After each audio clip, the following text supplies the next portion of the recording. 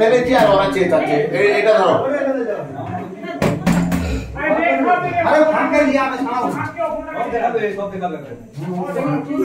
সাপ মারতেই মানুষের ভয়, আর সেই ভয় কাটাতে গভীর রাতেও আমরা মানুষের বিপদ কাটাতে চলে আসি গ্রামে।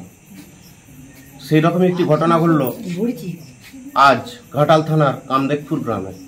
এই গ্রামে এক ব্যক্তি আমাকে প্রায় রাত্রি 1:20 ফোন করেছে যে ওর বাথরুমে একটি বিশালাকার সাপ বেরিয়েছে।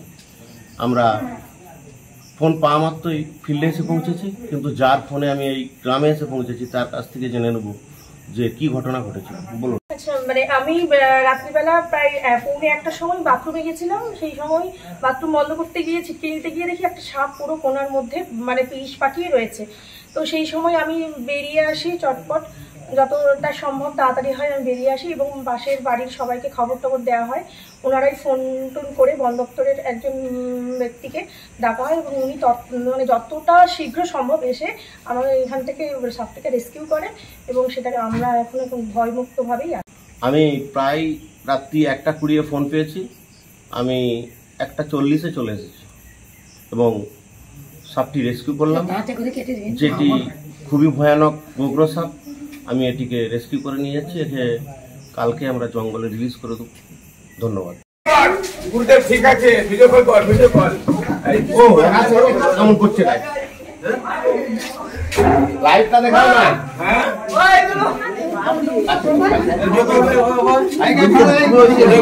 ভিডিও কল কর, ভালো করে ভিডিও কল কর। मैंने प्यार किया तू দাঁড়াও আকেলে শোনা একটু দাঁড়াও না লিয়া রে এটা কি শোনা গো আপকো কোনো সামনে কোনো গোবর হয় নাকি গৌর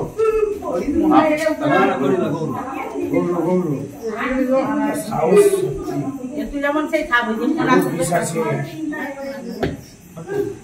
মারবে अरे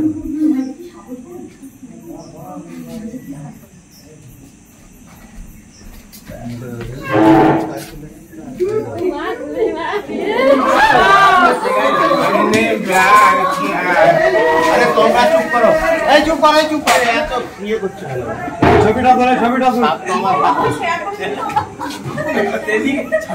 তোমরা একটু আলোকে আসো, সাপের মতো মাথা দেবো। এদিকে এদিকে নামো, এদিকে ভয় নাই, আমার হাতে সাপ তো ভয় নেই, ভয় করছে কেন? দেখতে ধরে আসি ছুঁয়ে দেখতে পারি না, কাউকে সাপ আমি শুধু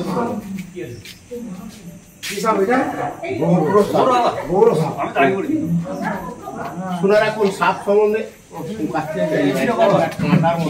বিপদ সর ক্যামেরা হচ্ছে, বিপদ সর।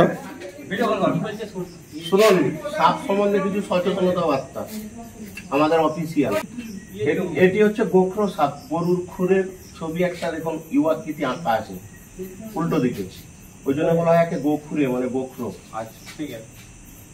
সাপে কাটলে কি করবেন? আমি তো রাত্রি 1টার সময় বললেই চলে এলাম তোমাদের বিপদ উদ্ধার করতে। তোমরা কি করবে? সাপে কাটলে আমার আইডিয়া হিসেবে হসপিটাল নিয়ে যাওয়া দরকার। এখানে তো অনেক মানুষ আছে।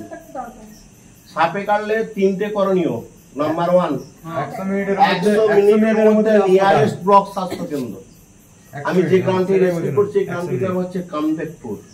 এখানে নিয়ারেস্ট ব্লক স্বাস্থ্য কেন্দ্র বিরসিং। এসব কাটলে 100 মিনিটের মধ্যে যেতে হবে নিয়ারেস্ট ব্লক স্বাস্থ্য কেন্দ্র হিসাবে বিরসিং হসপিটাল। দ্বিতীয়ত, সাপে কাটলে ক্ষতস্থানের এগিয়ে কখনো বাঁধন নেবেন না। মানে যে স্থানে সাপ কাটবে তার এগিয়ে কখনো বাঁধন নেওয়া চলবে না। যদি বাঁধন দেন আর সেই সাপটি যদি রেসাল ভাইপার অর্থাৎ চন্দ্রগড়া সাপ কেটে থাকে তাহলে কিন্তু অঙ্গহানি হবে, মানে অঙ্গটা পচে যাবে, রক্ত পচে যাবে, অঙ্গহানি হবে। তৃতীয়ত, সাপে কাটলে কখনো ওঝার কাছে যাবেন না।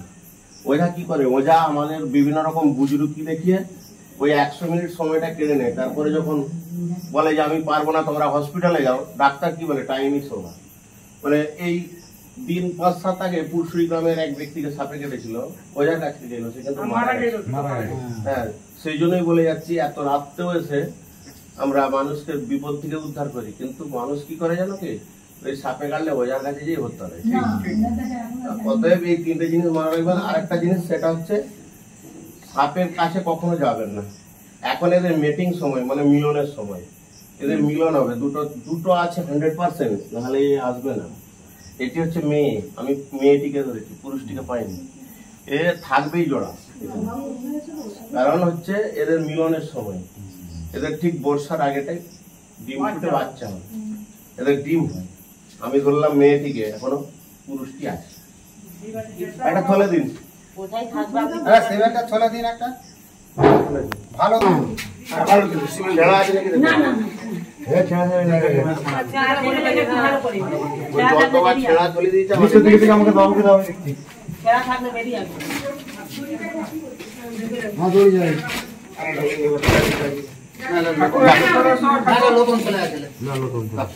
দড়ি দিবেন,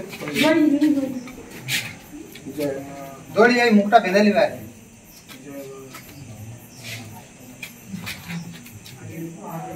ওই তো যদুপুরে তো যে দুটো ধরে নিয়ে এসছে, আমাদের শালি ব্রিজনে থেকে একটা ধরে, একটা রাত 9টার সময় আর একটা দিনে। আমাদের সন্ধ্যাবেলা এরকম হ্যাঁ বালিশের নিচে কার্তিক বাবু, আমাদের একটা সন্ধ্যাবেলা কি ঘটনা ঘটেছিল সেটা সেটা মেরে দিয়েছে।